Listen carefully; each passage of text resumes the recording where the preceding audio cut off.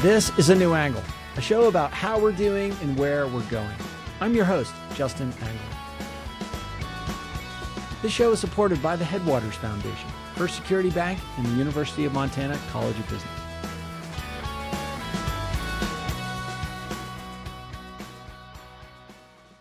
Hey folks, welcome back, and thanks for tuning in. Today I'm speaking with Trevor Brown, postdoctoral fellow at the Center for Economy and Society at Johns Hopkins University. Trevor is the co-author of an important new book, Rural versus Urban, The Growing Divide That Threatens Democracy. Many of the dynamics reported in this book are unfolding here in Montana. Trevor, thanks for joining me. Justin, thanks for having me. I'm excited to be here. Yeah, so tell us, where did you grow up and what did your parents do? Oh, yeah, thanks for the question. So I grew up in just outside of Springfield, Ohio, in a rural community, quite close to Donaldsonville, Ohio. About a 20-minute drive to Dayton, fairly rural community. My dad worked in manufacturing when he wasn't coaching us playing baseball, me and my two younger brothers. And my mom was a certified nursing assistant before she retired. Okay, so give us a brief summary of your field of study. What sort of questions are you interested in and why? Yeah, so in general, I study the politics and economics of inequality in the United States. The first sort of bucket of research I have is on spatial inequality and how that shapes our politics. So the rural-urban divide book fits into that. Basically, some of the animating questions there are why have we grown so polarized by place, and what does economic and political inequality have to do with that, if anything? Beyond that, I study the politics of post-industrial labor in the United States. So I'm working on a second book project on the politics of inequality within the healthcare labor market and how public policy shapes that. Excellent. And so listeners might not really know what a postdoctoral fellow is. Tell us what your job is and what your job will be, because that's an exciting part of the story too. That's a great question. I'm not sure if I know what it is either. No, I'm just kidding. So here at the Center for Economy and Society at Johns Hopkins, we're trying to build up a cadre of scholars who study both the moral, political, and institutional foundations of the American economy from several different directions, both in political science, but also in economics and sociology. So we're taking a really interdisciplinary approach. As far as what a postdoctoral fellow does is, I do my own research that I just mentioned, contribute to other collaborative research, working on a few projects with other folks. And then I also teach a little bit while I'm here as a fellow. I'm currently teaching a course on the politics of care work and the care economy. And next spring, or in this upcoming spring, I will teach a course on the politics of place. And we should congratulate you. In the fall of 2026, you will be joining the faculty at the University of Oregon. Yeah, thanks. I appreciate that. I'm really excited to join the department there. You're being way too kind with all these congratulate.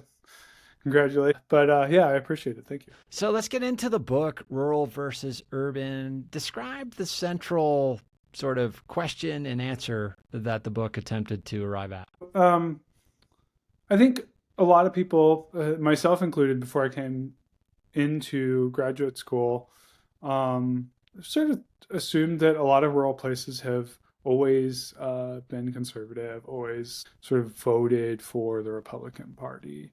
And what we find, if you just sort of look at the data on presidential vote returns, on public opinion questions, is that in fact, rural places have not always been a bastion of support for the Republican Party. So if we look back to the 1970s up through the 1990s, rural and urban places in presidential elections, as well as congressional elections, tended to sort of vote in tandem with urban places at the national and in many states at the state level as well.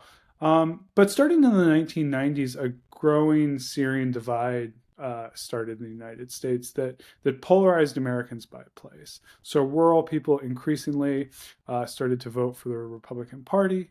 Urban people who had, for the most part, tended to vote for the Democratic Party, running back to the New Deal, increasingly voted for the Democratic Party. And so we don't take this sort of polarization for granted. I grew up in a rural area that actually, up until I went to college, actually voted for a lot of Democrats. So we ask why it is that rural and urban places have grown apart so far politically. And we develop a three-strand argument. I'll sort of like be quick here and happy to jump in with each element. But we argue that starting in the 1990s, place-based inequality spurred the rural-urban divide. Okay. So the sort of dropout of the rural economy, including deindustrialization, the consolidation of agricultural, the consolidation of the agricultural sector, which I think had played an important role in rural economies, and other small businesses closing down, encouraged voters to switch allegiances and start voting for the Republican Party. Meanwhile, urban places are becoming sort of bastions of the new, what we call today the knowledge economy, increasingly getting jobs in high-end tech, legal professions, other business services, and so on and so forth. So just to be clear, Trevor, this effect of consolidation by region has occurred on the Democratic side of the aisle. Cities, as you say, are tended to be more Democratic in general, but have during this time also become more concentrated in their Democratic leaning. Yeah, so increasingly urban areas are also increasingly voting for Democrats. Recent examples of this are, the recent election in New York City, increasingly voting for more and more progressive Democrats. We've seen Alexandria Ocasio-Cortez do well. So the Democratic Party has always done well in urban areas, and it's increasingly doing so. And so, tell us why this is a problem. Yeah, it's a problem for several reasons. First, we argue that for the first time in American history, a single party now dominates rural areas. And, it's not that rural areas themselves dominate politics, roughly 20% of the population. But if you combine that with the electoral institutions in the United States, which tend to advantage rural populations, smaller states, in the Senate, in the Electoral College, even the House of Representatives, this can give an important electoral boost to the party that dominates that party. So the combination of the Republican Party growing increasingly conservative, extreme, and also locking up rural votes really gives it an electoral advantage that allows it to, frankly, run roughshod over democracy without necessarily facing the same level of accountability that a party that has to compete broadly would have to face. The second problem that it poses for democracy is that increasingly rural areas, and urban areas for that matter, are simply just uncompetitive. And it creates a sort of one-party dynamic in those areas. So in lots of rural areas, increasingly, a lot of people identify as Republicans. They may feel represented by their Republican legislature, but there are also lots of Democrats in rural areas. Roughly 30% or so of rural dwellers still identify as Democrats. So it creates a sort of one-party rule in both rural and urban areas as well. And again, for democracy to function, we need a sort of vibrant two-party system. And I would imagine too, and we'll get into some of these dynamics, but politics has become so identity-based that These dynamics sort of are self-perpetuating. There's a geographic sort among voters that has unfolded in the last few decades as well. Um, People, Republicans aren't choosing to live in cities, and Democrats aren't choosing to live in rural areas as much as they once did. Yeah, I think there's definitely some truth to that. Though there is good political science research by Stephen Webster's that shows that while people tend to sort based on things that are correlated with their partisan affiliation, we actually don't find much evidence Hmm. that um, partisan affiliation is driving sorting. And so it really is the case that place is driving is really the motor of change when it comes to these polarization dynamics. But there probably is a little bit of sorting going on, and that definitely contributes to it. And so you and Suzanne Mettler, your co-author, outline three basic drivers of this dynamic. Walk us through those three, those three things. Yeah, so there are three. We call this sequential polarization. So first, starting in the late 1990s, place-based inequality starts to rise. So the economy in many rural areas starts to drop out. Rural places lose jobs. They lose people who especially people who are increasingly going to college, like myself. I grew up in a rural area, ended up Mm-hmm. moving away to go to college. And this is in part driven by public policy. So there's increasingly good research by us and others that shows that the North Atlantic Free Trade Agreement and the quote unquote China shock, increasing competition from China, that those sort of policies and developments helped lead to sort of deindustrialization in rural areas. So we often think of industrial factories as being urban based, but for a significant time through the 1990s and early 2000s, rural economies did rely on manufacturing. There's also agricultural consolidation matters, the closing of family farms, small businesses. So that's step one. The economy in rural places drop out. Increasingly, urban areas become the center of employment and economic opportunity in the United States. Urban areas have virtually almost always outperformed rural areas, at least in the 20th century. But starting in the early 21st century, we see that urban areas with the rise of the knowledge economy really take off. You want a good job, you tend to move to a city.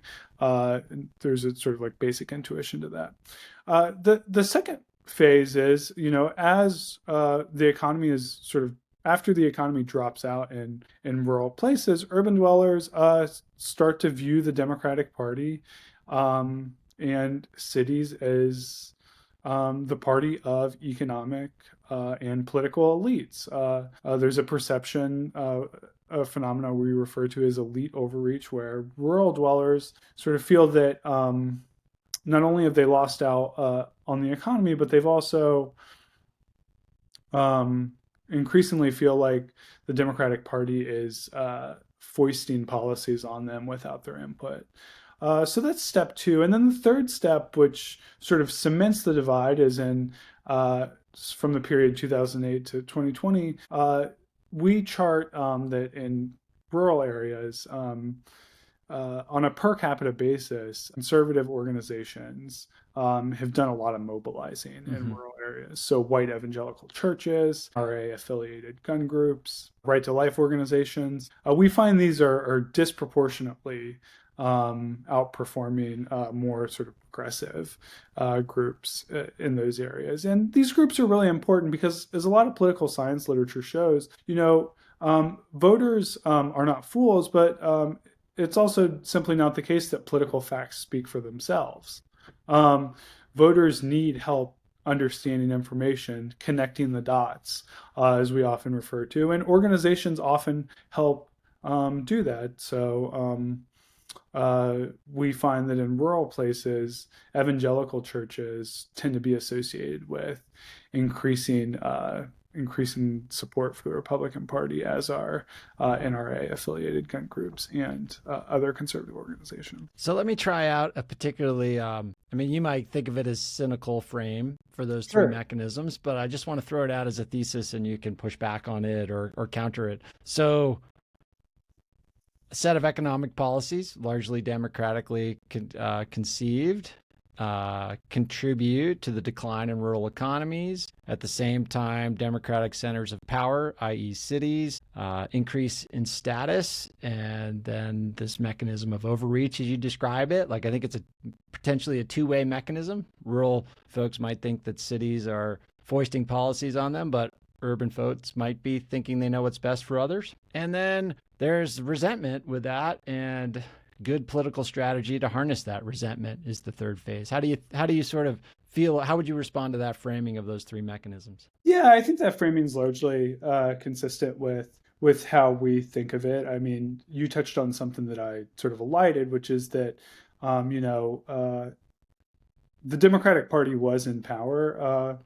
At least they held the presidency when NAFTA was implemented, and that Right. is an important part of the story. Is that Bill Clinton was sort of cross-pressured on this. On the one hand, Republicans really wanted NAFTA. On the other hand, unions and progressive Democrats and Blue Dog Democrats as well pushed strongly against NAFTA. So while NAFTA is sort of a free trade policy, it simply is the case that Clinton and several Democrats ultimately wore it.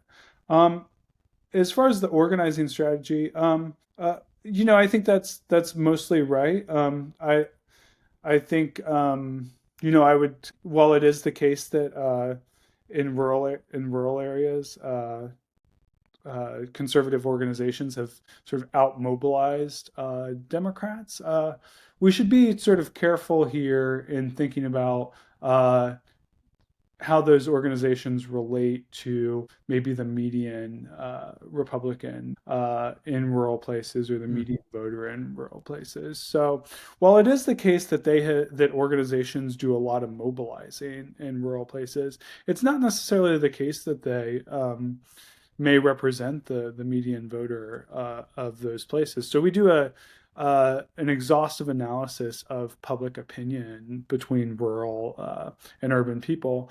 And we find that, a lot of sort of political scientists think that, you can boil this sort of place-based polarization down to something like the culture wars, like Right. divisions over gun control, abortion, LGBTQ rights. And as late as 2020, we find that there are some small gaps between rural and urban people, somewhere between 2 and 5 percentage points, but those can't really sort of explain the entire divide. So it's really not a question of public opinion, which goes to show that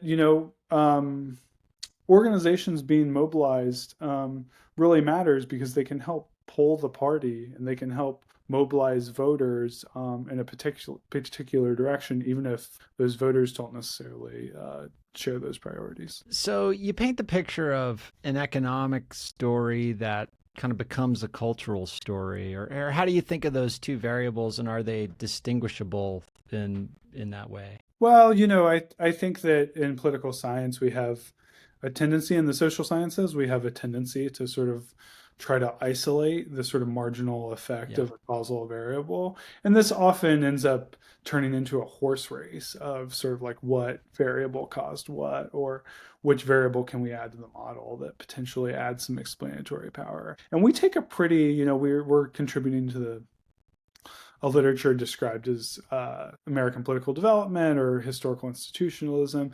And what that often entails is sort of taking a broad-ranging view of the political system.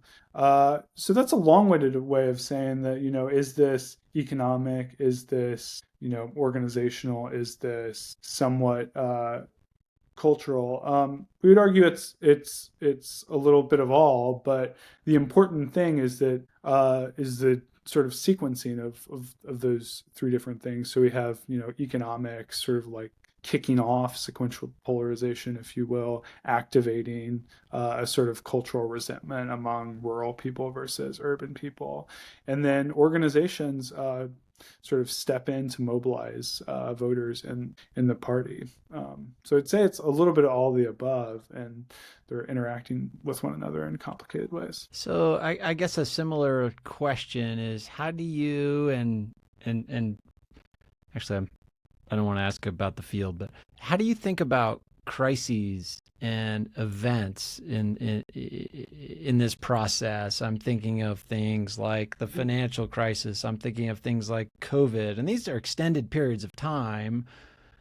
But the role of these things seem like they have a catalytic effect in some of the dynamics that you report on. Yeah, it's a fantastic question. So, um, in addition to the sort of like quantitative data that I've been talking about ad nauseum, we also hit the road. Suzanne did a lot of this work, but I interviewed some people as well, and actually interviewed local party leaders who, every political party is supposed to have a county chair that runs their local political operations. And what we often heard in these places is, we would ask about things like, the recession, financial crisis. Strikingly, a lot of people told us that, their communities has actually been facing crises for an extended period of time. This sort of slow boiling economic deterioration, and that was sort of really what was sort of driving a lot of the frustration. I would also just sort of note that Michael Shepard has done some really great research on rural hospital closures. So we know that several hundred hospitals have closed in rural areas in recent years, and this will likely get worse if Medicaid is in fact if the cuts from the Big Beautiful Bill to Medicaid do come down. And what he finds is that while you might think, well, an economic shock like a rural hospital closure might harm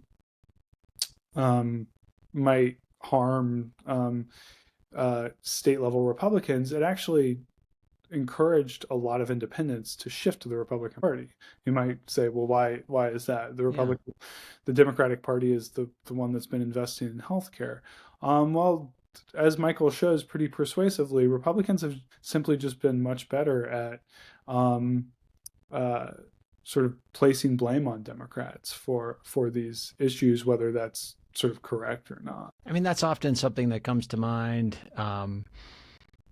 is the difference in efficacy, right? I mean, you could have the right policy, the wrong policy, but you can also be effective or ineffective at implementing it and or telling a story about how that policy has contributed to the changes they believe they're experiencing in their lives. Yeah, I think that's right. And I'll loop back a little bit here to the organizational piece. A key anchoring group that the Democratic Party has historically had in urban places, but also in rural places, are labor unions. Labor unions, particularly for non-Hispanic white voters, the voters that really drive the rural-urban divide, I should clarify.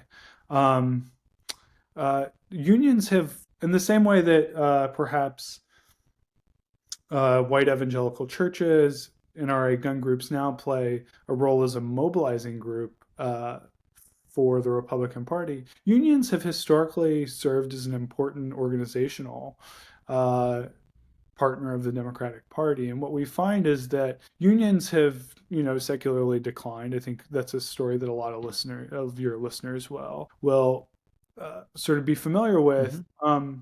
What I was actually shocked to find is that unions used to be actually quite active in rural places per capita, in part because of where manufacturing and coal was.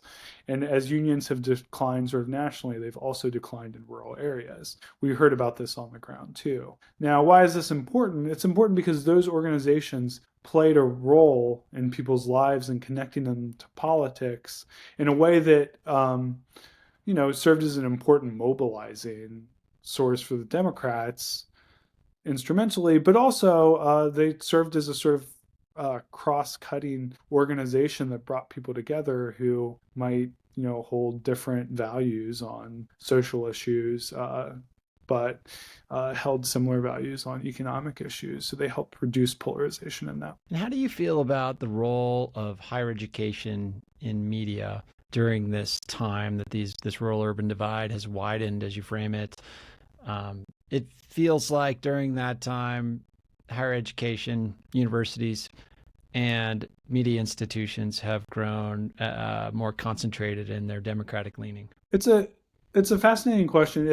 It's one we were unable to study in part because of data limitations, but I can say that Kathy Kramer's groundbreaking work in Wisconsin showed that part of what underpins what she refers to as rural resentment, a sort of identity uh, based and uh,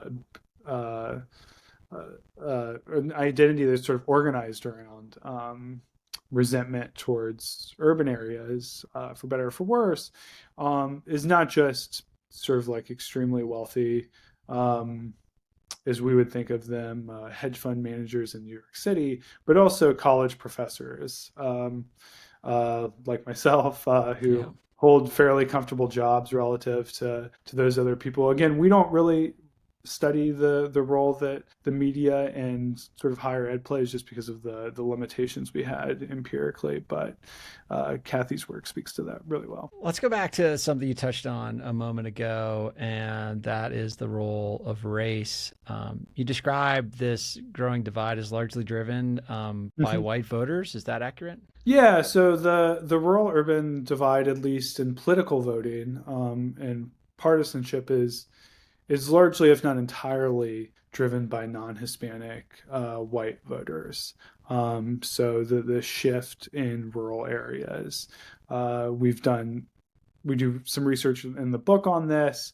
We have a journal article out in Politics, Groups, and Identities that looks at this, largely driven by non-Hispanic white voters. And so I just want to be clear here. So that's the shift in voting patterns is observable largely among white voters. That's not the same as saying this is an effect driven by racism, right? Those are two different things. Those are two different things. So when I say that the divide is largely driven by non-Hispanic white voters, um, rural white people increasingly vote for the Republican Party, while white urban people increasingly vote for the Democratic Party. Rural African Americans vote at similar levels for the Democrats as urban African Hmm. Americans, same with Latino and Hispanic voters.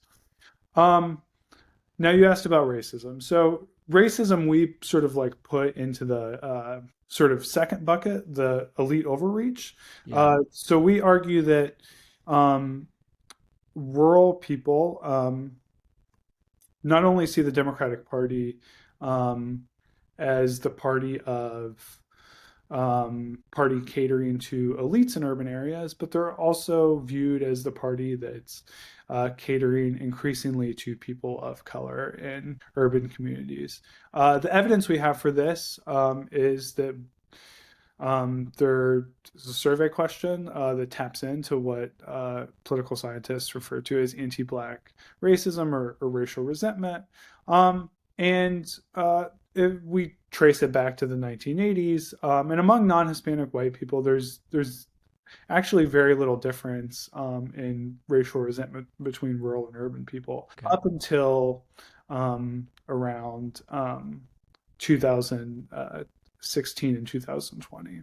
And that's where you see a small, but we would argue sort of important gap open up where both groups are liberalizing on measure. Both groups are becoming increasingly progressive, but rural, non-Hispanic white people less so. And we find that this measure is associated with Republican vote share.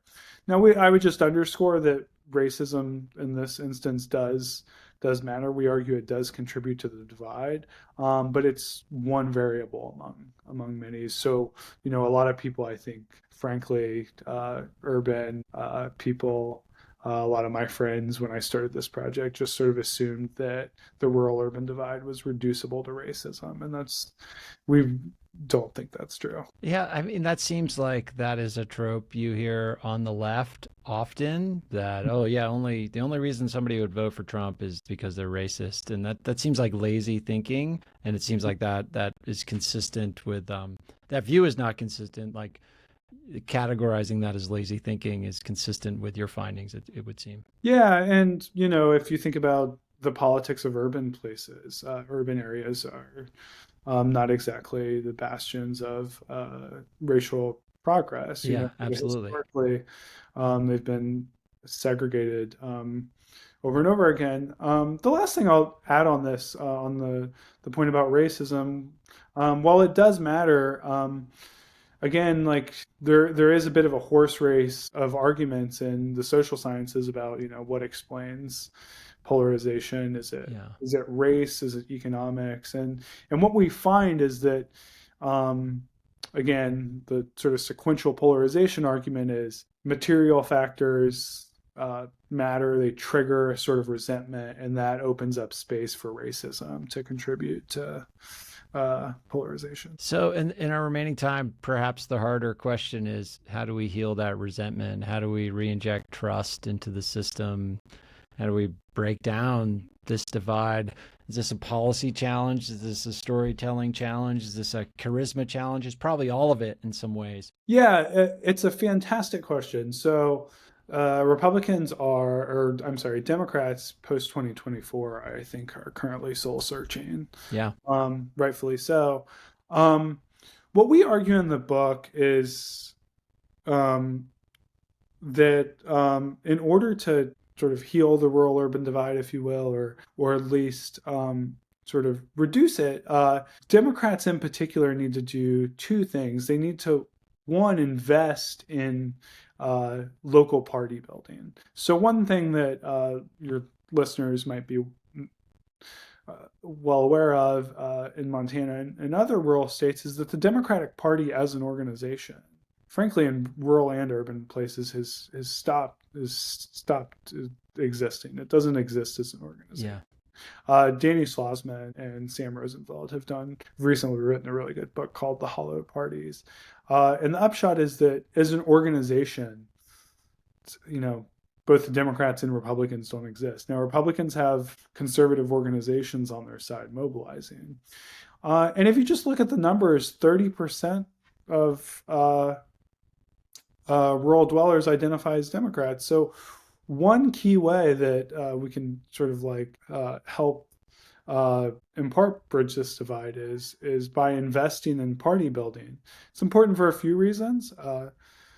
One, it gives people who are Democrats on the ground in rural areas a party that represents them, that offers them some viability to compete. Again, for a democracy to flourish, you need a competitive two-party election. And second, investing in local organizers. While there's a lot of resentment towards Democrats in rural areas, we posit could sort of like ratchet down the stakes of polarization. The key thing we argue in the book is in order to sort of reduce the rural-urban divide is for the Democrats to invest in local party building. This is important for rural areas because in rural areas, currently Republicans go unchallenged, and for at least 30%, if not more, of the population in rural areas, this means that they don't really have a party that represents them. Second, building up local organizations can help ratchet down polarization in part because, while there is a lot of animus towards Democrats in rural areas, it's in part because the Democratic Party is seen as this distant, sort of amorphous thing. It's very easy to sort of turn on the TV or to think about the Democratic Party in the abstract and dislike it. But, if your local, if your neighbor is running the local Democratic Party, it's a lot more difficult to hate that person or to hate the Democratic Party. Yeah, it's more difficult to other your neighbor when it's somebody you know. Trevor, this has been amazing. I'm excited to see where this work goes next. I'm excited to follow your work as you transition to the University of Oregon. As you mentioned at the onset, you've got some new projects you're working on. Remind listeners about that new work and where they'll be able to find it. Yeah, thanks for having me. I've really enjoyed talking this through.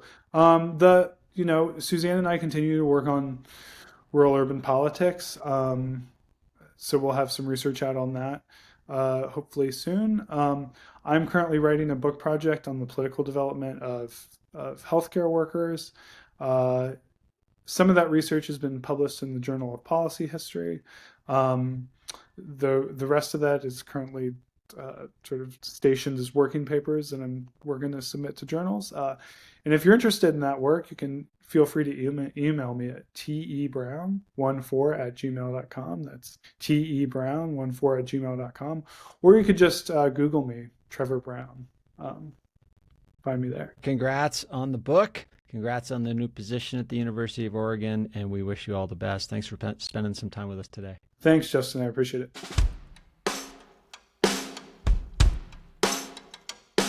Thanks for listening to A New Angle. If you like what we do and want to support us directly, please consider a subscription at anewanglepodcast.com. A New Angle is recorded at Studio 49, a generous gift from UM alums Michelle and Lauren Hansen.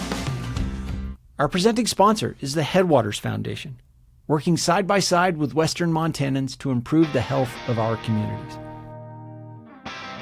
We are also supported by First Security Bank and the University of Montana College of Business, with additional help from CED, Drum Coffee, and Montana Public Radio. Gilly Larson is our producer. Libby Riddle is our production assistant. John Wicks and Jeff Ament made our music. Thanks a lot, and we'll see you next time.